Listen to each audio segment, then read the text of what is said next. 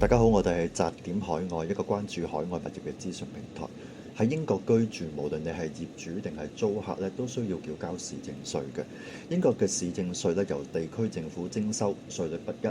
稅收嘅內容咧主要作為呢個社區服務，包括咗清潔街道、消防、道路維修、醫療、公立學校等等。最近英國咧 Money.com 發布咗稅務同埋市政服務嘅評分，列出英國市政服務咧邊個地區係性價比最高嘅。咁呢份報告對於我哋投資同埋移居有咩啟示呢？其實英國咧係一個中央集權嘅國家，以財務方面咧都係以國家財務為主導嘅。現時國家稅咧佔整體英國嘅稅收咧係90%之多嘅，而地區主要咧以3個收入來源。第一咧就係政府補助啦，第二就係 Council Tax， 第三咧就係營業稅。但係隨住2009年金融風暴之後啦，英國政府對於地區政府嘅補助咧就減少咗好多嘅。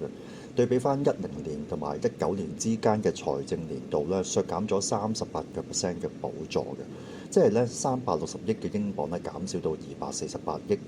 以地區收入咧佔咗係20%嘅。雖然咧市議會稅咧過去上升咗22%，但係地方政府可支配嘅收入咧仍然下降咗16%嘅。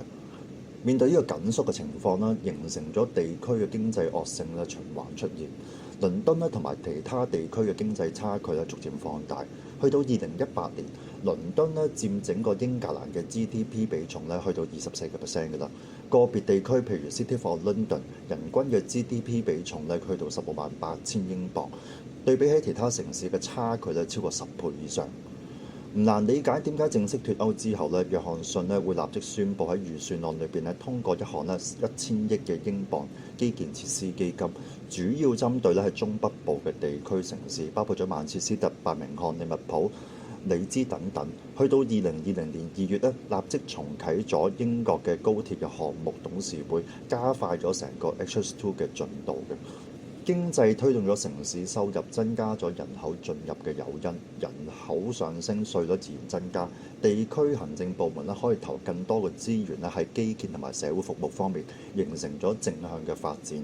物業咧作為一個不動產，受到政策同埋基建嘅影響咧係最為直接嘅。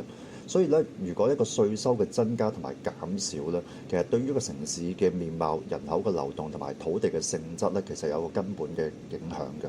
咁所以投資英國前咧，一定要先了解地區市政嘅情況。